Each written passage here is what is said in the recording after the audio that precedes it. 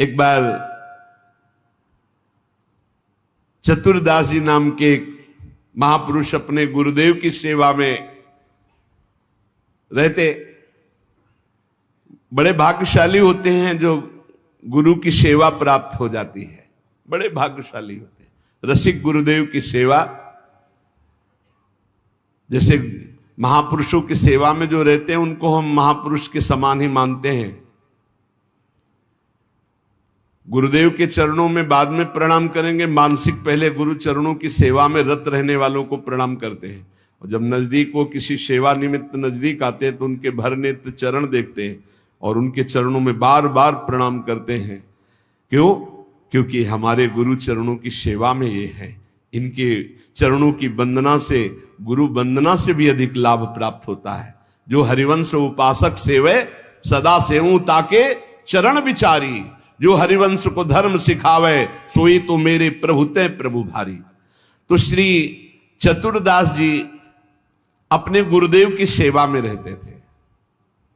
बड़े अहोभाग्य है जिनको गुरुदेव के आज्ञा पालन करने का सौभाग्य मिलता है। उनके पुण्य की क्या महिमा, जिनको गुरुदेव आदेश करते आप ऐसा कीजिए। अहोभाग्य, अहोभाग्य जिन्हें गुरुदेव की आज्ञा मिल गई। इन्हीं का नाम खोजी जी पड़ा, चतुरदास जी का नाम खोजी जी पड़ा। ये गुरुदेव जी के सेवा में, अब जैसे गुरुदेव लघु शंका कर रहे तो पानी लिए खड़े, गुरुदेव को हस्त प्रक्षाल आचमन आज्ञा कब क्या हो जाए तो जल की सेवा लिए खड़े थे। गुरुदेव जी लघु शंका में ही समीप बैठे। बड़ा भारी पीपल का वृक्ष दूर था तो वायु के द्वारा उसके फल और पत्ते बीज सब पड़े थे। लघु शंका किए, हंसने लगे और हंसते हंसते हाथ प्रक्षालन किया, आचमन किया। तो इतनी जोर की मस्त मुस्कुराहट और हंसी थी। श्री चतुरदास जी ने, जिनको खोजी जी बाद में कहा गया, आचमन करा रहे तो कहा, गुरुदेव कोई मधुर प्रसंग प्रभु का याद आया या कोई घटना घटी? आप बहुत मुस्कुरा रहे हैं, बहुत हंस रहे हैं, इस समय बाह्य प्रसंग तो कोई ऐसा है नहीं। कहा, तू कैसा शिष्य है रे? सेवा में रहता हुआ मेरी हंसी का कारण नहीं जान पाया? मैं क्यों हंसा इतना भी तुझे ज्ञान नहीं, और मेरी सेवा में रहता है? कैसा शिष्य है जो गुरु के मन की बात न जान पावे, गुरु के इशारे के, गुरु के मनोभाव को न जान पावे, वो शिष्य ही क्या? चलो सेवा छोड़ो, मैं क्यों हंसा इसकी खोज करके आओ। अब बताओ, गुरुजनों की प्रति सेवा कर बहुत कठिन है, बहुत कठिन है। यहां कहा कि छोड़ो सेवा, मैं क्यों हंसा ये बताओ, आके खोज करो। अब गुरु आ गया, तुम्हारी बुद्धि अब सेवा के अधिकारी नहीं यदि तुम ये नहीं जान सकते मैं क्यों हंसा। हंसे गुरु जी और फंसे चेला जी। आप समझो, आप मतलब कितना कठिन विषय है गुरु सेवा, बहुत कठिन। यही तो अमोघस्य, जो जीत गया अमोघस्य। तुम्हारी बुद्धि विवेक रहित है। जब तक तुम हमारे हंसने का कारण ज्ञात करके ना हो तब तक तुम्हें हमारे पास कभी नहीं आना चाहिए। चलो जाओ यहां से, आश्रम से। हमारे मन की बात जब जान जाओगे कि मैं क्यों हंसा, उसका कारण सही बताओगे आकर के, और जो मैं मन में सोच रहा था तो फिर सेवा में रख लूंगा, तब मैं मानूंगा कि तुम मेरे सच्चे शिष्य हो और सेवक हो। साष्टांग दंडवत किया, जो आज्ञा गुरुदेव। अब चल दिए, जहां संत महात्मा मिलते तो विनम्रता पूर्वक दंडवत करते हो, कहते हमारे गुरुजी लघु शंका करते समय हंस दिए, क्या कारण था? तो सब कहते गीता की बात पूछो, भागवत की बात पूछो, वेदों के, तुम्हारे गुरुजी है तो लघु शंका में हंस दिए, हम इसका क्या मतलब बताए? तो और उपहास होता। भला कोई इस प्रश्न का क्या उत्तर दे? कोई सुलझे हुए महात्मा थे, उन्होंने कहा रामायण गीता भागवत का प्रश्न हो तो अभी मैं उत्तर दे दूं, लेकिन आपके गुरुजी लघुशंका करते हुए क्यों हंसे, इसका हमको ज्ञान कैसे होगा, हम कैसे उत्तर दे आपको, ये तो गुरुजी से ही पूछो जाके। बोले नहीं, गुरुजी ने कहा जब तक इसका उत्तर न मिल जाए हमारे सामने मत आना, मुख मत दिखाना। अरे संत जन बहुत पहले, और हर उनकी आज्ञा में बहुत बड़ा रहस्य होता था। अब ये रोज जलते कि गुरु सेवा से वंचित हो गया, गुरु सेवा छूट गई। साधक को इस बात की बहुत पीड़ा होनी चाहिए, जिसको गुरु सेवा, तो ये होना चाहिए कि कौन सा अपराध बन गया, दुर्भाग्य आ गया कि गुरु सेवा छूट गई। वो रात दिन जलते इसी प्रकार, और संतों से जा जाकर पूछते पर कोई समाधान नहीं मिला। अब उन्होंने विचार किया गुरुजी के सामने जाना नहीं, सेवा है नहीं, तो अब शरीर को रख के क्या करें, शरीर को नष्ट कर देते हैं, शरीर का परित्याग कर देने की ठानी। ये देखो, ये है गुरु भक्त का लक्षण कि अब शरीर रख के क्या करें, गुरुजी ने सेवा से निकाल दिया, उत्तर मिल नहीं पा रहा, तो शरीर किस काम का। अब वो एकांत में निर्जन वन में जाकर बैठ गए और नाम जप करने लगे, और सोचा बस भूख प्यास से पीड़ित होकर यही शरीर छोड़ दूंगा, कुछ खाना नहीं, कुछ पीना नहीं, रात दिन भगवान नाम जप करना, शरीर छोड़ दूंगा। गुरु की आज्ञा पे थे, जिज्ञासा प्रबल थी, सेवा छूट गई थी, पीड़ा बहुत थी। अभी कुछ ही दिन हुए थे, न अन्न न जल, रात दिन नाम जप और शरीर छोड़ने का संकल्प। महामहिम श्री कबीरदास जी प्रकट हुए, होगा ए भाई आंख खोलो। आंख खोला तो देखा कबीरदास जी, साष्टांग दंडवत किया। हाँ, क्या प्रश्न है तुम्हारा, क्यों इतना कष्ट सह रहे हो, इसका मतलब समझ रहे हो। जब कोई सच्ची भावना से भगवान का भजन करता है तो भगवान अपने दिव्य पार्षदों को भेज देते हैं समस्या का समाधान। सुनो, जब तुम्हारे गुरुजी लघुशंका कर रहे थे तो उनकी लघुशंका की ढाल में एक पीपल का बीज बह रहा था। बीज को बहते हुए लघुशंका में देखकर गुरुजी विचार करने लगे कि ओहो, देखो इस बीज में पीपल का पूरा वृक्ष छुपा हुआ है, लेकिन जब ये बीज पीपल में था तो कितना बंदनीय और कहां सुव्यवस्थित था, और जब ये पीपल से अलग हुआ तो लघुशंका में बह गया। इसका मतलब पीपल का वृक्ष साक्षात ब्रह्म है और उसका अंश जीव है। जीव जब अविद्या के कारण ब्रह्म से अलग हो जाता है तो मलमूत्र के द्वारों में बह जाता है आसक्ति होकर, और अगर वो ब्रह्म से जुड़ा रहे तो वो ब्रह्म में पूजनीय और ब्रह्ममय हो जाता है। ब्रह्मविद ब्रह्मयु भवति, कबीरदास जी ने व्याख्या करके बताई कि जब वो ब्रह्म से जुड़ा रहता है तो ब्रह्ममय रहता है, जब ब्रह्म से अलग हो जाता है तो मलमूत्र के शरीर में आसक्त होकर मलमूत्र के द्वारों के भोगने में पूरा जीवन नष्ट कर देता है। जीवात्मा जब प्रभु से विमुख हो जाता है तो उसकी यही दुर्गति होती है। जैसे पीपल के वृक्ष से फल से वो बीज अलग हो गया तो लघुशंका के प्रवाह में बह गया, और नहीं तो इतना महान वृक्ष उसमें छिपा हुआ है कि अगर उसे सुव्यवस्थित किया जाए। जीवात्मा जब भगवान से विमुख हो जाता है तो भव प्रवाह में मलमूत्र के द्वारों में बहने लगता है। कैसे, गर्भाशय में गया तो मलमूत्र के द्वार जहां है वहीं गया, और मूत्र के द्वार से ही तो गया। जीवात्मा का सृजन कैसे हुआ, मूत्र द्वार से ही हुआ, और है कहां, गर्भाशय के आसपास मलाश्रय मूत्राश्रय।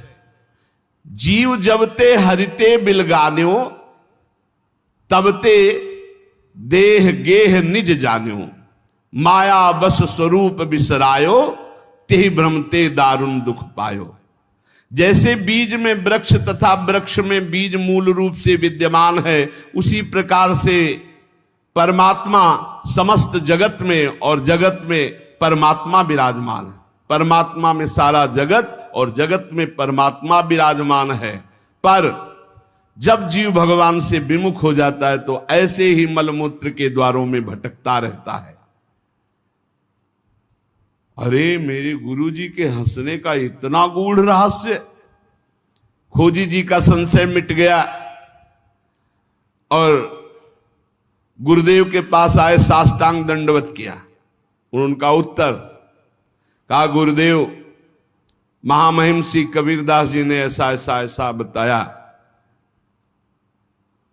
गुरुदेव पुनः मुस्कुराए और कहा, एक प्रश्न ने तुम्हें सिद्ध बना दिया, क्योंकि सिद्ध महापुरुष का दर्शन सिद्ध ही बना देता है। अब आज से तुम हमारे समान सिद्ध हो गए हो। अब तुम आज से हमारे मन की सारी बातें जान लोगे। शिष्य के मन की बात जान लेना तो हर सिद्ध पुरुष का, लेकिन अपने गुरु के मन की बात जान लेना ये बहुत बड़ी बात होती है। कुछ समय बाद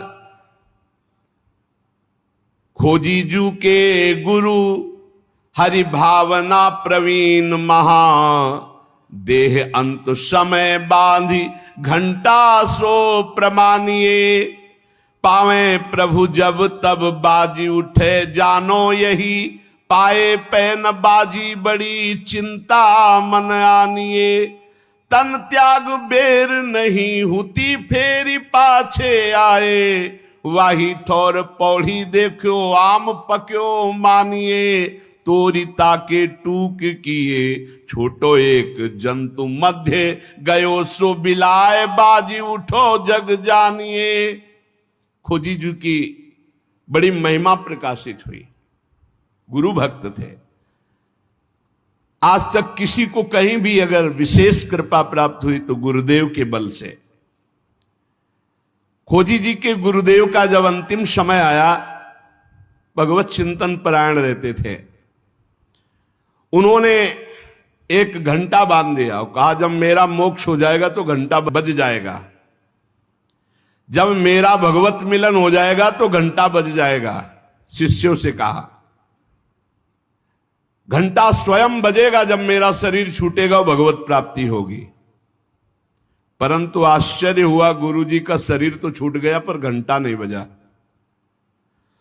सब जितने और शिष्य थे बहुत चिंता में हो गए कि क्या गुरुजी की गति नहीं हुई।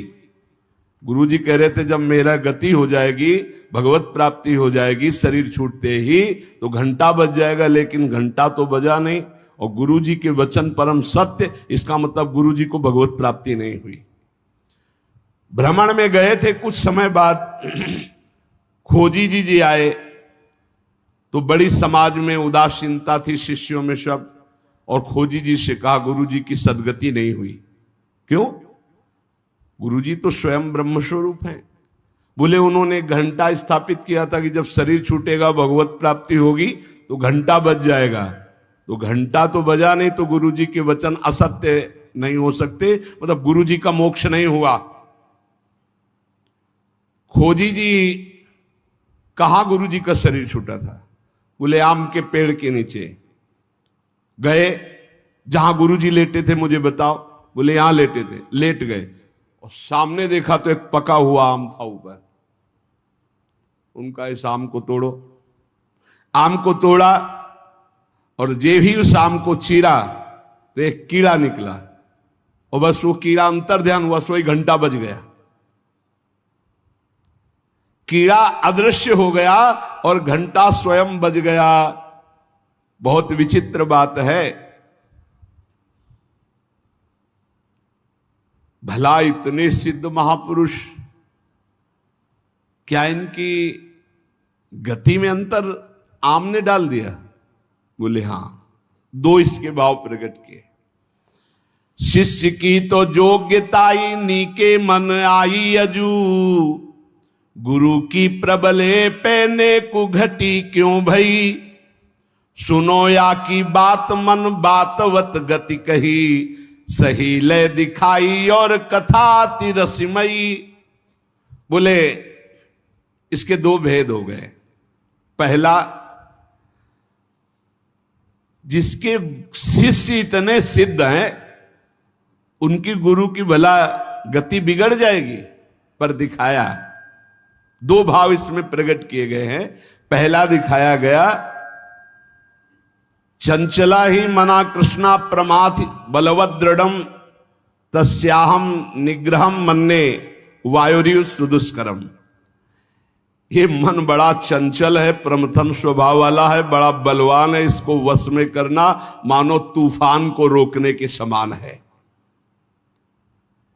मन को बहुत संभालना कठिन है। कह रहे सुमेर पर्वत को कोई उखाड़ सकता है, 4 लाख योजन का है, पर मन को बस में नहीं कर सकता, इतना बलवान मन है। कोई बिजली को हाथ से पकड़ सकता है, पर मन को नहीं पकड़ा जा सकता। बहुत विचित्र चंचलता है इस मन की, इसको हल्के में ना ले। इतने सिद्ध महापुरुष, और जब उनका अंतिम समय तो पका हुआ आम देखा, पके हुए आम में मन चला गया। कहीं भी फल फल सकता है, इतने सिद्ध महापुरुष आम में तो घंटा नहीं बजा। ये पहला जन साधारण के लिए। और असाधारण बात थी कि आम में तो मन गया, पर वैष्णव का मन स्वयं भोक्ता होता नहीं। वो तो कोई भी अच्छी चीज देखे तो भगवान में, तो तत्काल भगवान का ध्यान किया कि अब असमर्थ हूं, शरीर छूटने वाला है। ये आम बहुत बगीचे का हमारे सुंदर था, हम सोचते आपको भोग लगा देते। इसी सोच में प्राण निकल गए, तो भगवान ने अंतिम इच्छा पूर्ति करने के लिए कीट रूप धारण करके आम पाने आ गए। तो भगवान से मिलन हुआ नहीं। जब आम को छेदन किया और वो भगवान अंतर ध्यान हुए, तब जाके खोजी जी से मिले तो घंटा बज गया। इसका आंतरिक रहस्य बताया। तो यहां ये बताया गया कि मन बड़ा चंचल है। भगवत प्राप्ति करने वाले उपासक को कहीं भी अपने मन की वृत्ति ना अटक जाए, इसमें अंतिम तक सावधान रखना है। अंतिम तक कभी भी फंस सकती है। और दूसरी बात है, जिसका स्वभाव बन गया है हर वस्तु हर व्यक्ति में भगवान का दर्शन, भगवान को समर्पण, तो उसकी दुर्गति नहीं हो सकती। तीसरी बात, जो गुरुदेव के शरण में रहकर गुरुदेव की आज्ञा अनुसार चलते हैं, आपको सच्ची बतावें, गुरु अपने से भी ऊपर महिमाशाली उसे बना देता है। इस प्रसंग से समझिए कि अगर खोजी जी को गुरुदेव ने आज्ञा दी तो सिद्धों के परम सिद्ध बना दिया अपने शिष्य को। इसलिए चाहिए कि अपने गुरुदेव की आज्ञा में संपूर्ण जीवन समर्पित करते हुए प्रियालाल के नाम रूप लीला धाम में निरंतर चित्त को लगाए और इसी जन्म में भगवत प्राप्ति करे। शेष चर्चा आगे। श्री राधा वल्लभ लाल।